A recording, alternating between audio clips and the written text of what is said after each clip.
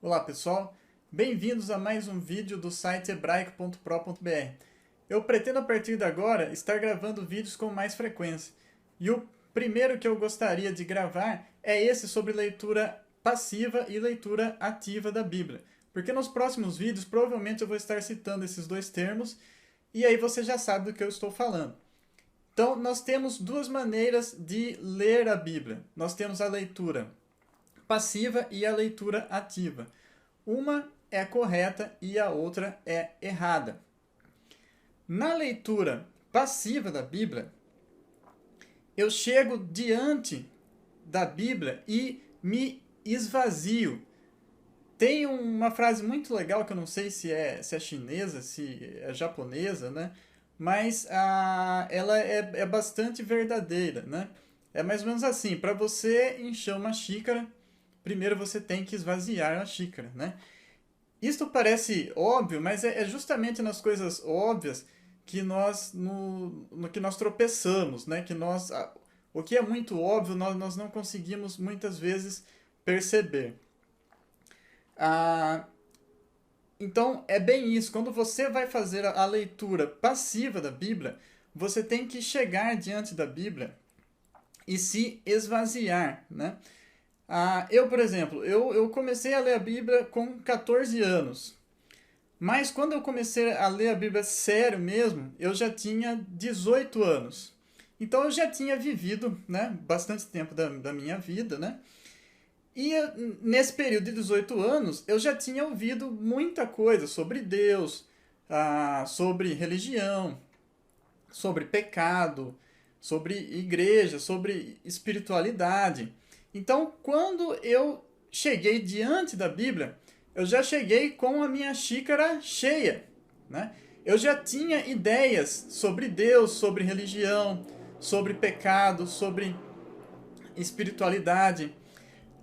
Então, o que eu tive que fazer e o que eu tenho que fazer até hoje, né? O que todos nós temos que fazer. Quando nós chegamos diante da Bíblia, nós temos que nos esvaziar primeiro, esquecer o que nós conhecemos sobre Deus, pecado, religião, sobre tudo, e ler a Bíblia com esse pensamento: o que a Bíblia tem para me ensinar? E isso é bastante difícil porque a gente tem um pouco de orgulho, né? Não, eu sei, eu conheço, né? Eu já sei, eu não preciso que me ensinem, né? Então é difícil você fazer isso, você se esvaziar, você pensar: não, eu não conheço nada sobre Deus, eu não conheço nada sobre religião, eu não sei direito o que é pecado, eu não conheço nada sobre espiritualidade, e vamos ver o que este livro aqui vai me ensinar. Isto é difícil de fazer, exige humildade da gente, né? E se você fizer isso, você vai se surpreender o quão pouco você conhece sobre Deus, sobre pecado, né? Então, quando eu comecei a fazer isso, né, eu percebi que conceitos que eu tinha sobre Deus estavam completamente errados, né? A ideia que eu tinha de Deus e o que a Bíblia ensina sobre Deus eram coisas muito diferentes. É claro que tinham coisas que eram iguais, que batiam, né? Mas tinham bastante coisas diferentes. Pecado, né? Às vezes você acha que uma coisa é pecado, você acreditou aquilo a sua vida inteira, e você vai ler a Bíblia, você vê que aquilo não é pecado. E o contrário também acontece. Às vezes algumas coisas que você nunca passou pela sua cabeça que aquilo é pecado, isso aqui é normal, todo mundo faz isso, né? Eu faço isso, já estou acostumado já, né? Todo mundo está fazendo. E você vai ler a Bíblia e você se surpreende que aquilo é pecado, né? Você, puxa, eu, né, nunca imaginaria que isso aqui era pecado, mas é, tá? Então é dessa forma que nós devemos ler a Bíblia, sempre procurando o que ela tem para nos dizer, né?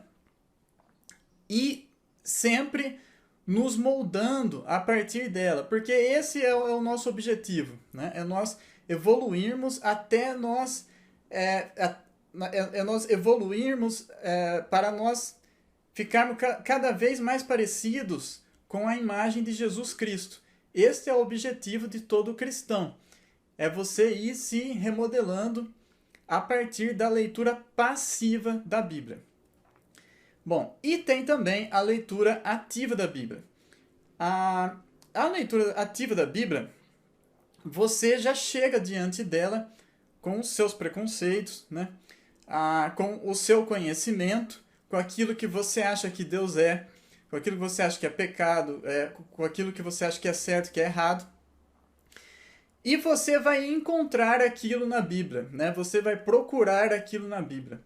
E a pessoa vai encontrar, olha, muitas vezes ela vai encontrar, tá? Em grande parte das vezes, talvez não em todas as vezes, mas em grande parte das vezes ela vai encontrar.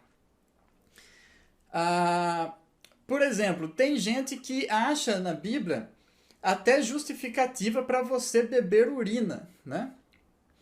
E como que é isso? A Bíblia ela é um livro muito grande, né? Então você, infelizmente, acaba encontrando essas coisas, né? Existe aquela passagem que Jesus diz que aquele que crer nele, do seu interior fluirão rios de água viva, né?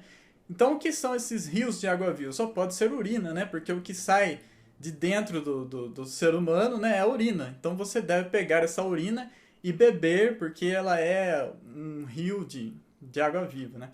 Então, esse é um exemplo de leitura ativa da Bíblia, a pessoa procurando as coisas dentro da Bíblia, né? Isso é completamente errado, tá? Mas aí, como que eu me livro disso? Para você se livrar disso, basta você ser uma pessoa que já está acostumada a fazer a leitura passiva da Bíblia, né? Você já está acostumado a ler a Bíblia de forma passiva, você já conhece as passagens, né?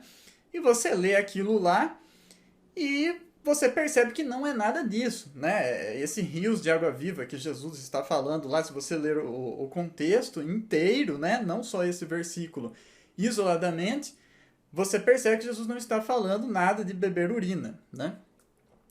Outro exemplo de leitura ativa da Bíblia, quem faz isso bastante são os espíritas, por exemplo, né?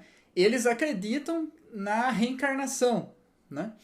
Então eles pegam a Bíblia e dizem, vou achar a reencarnação aqui. E começa a ler, procurando a reencarnação na Bíblia, até que chega uma hora que eles veem lá uma passagem, né? Jesus dizendo que João Batista era Elias que havia de vir, né? Daí pronto, aqui a Bíblia ensinando a reencarnação, né? Isso também é outro exemplo de leitura ativa da Bíblia. Se você ler a Bíblia num contexto inteiro, não há reencarnação. Além de tudo, existe lá em Hebreus 9:27, está dizendo explicitamente que não há a reencarnação.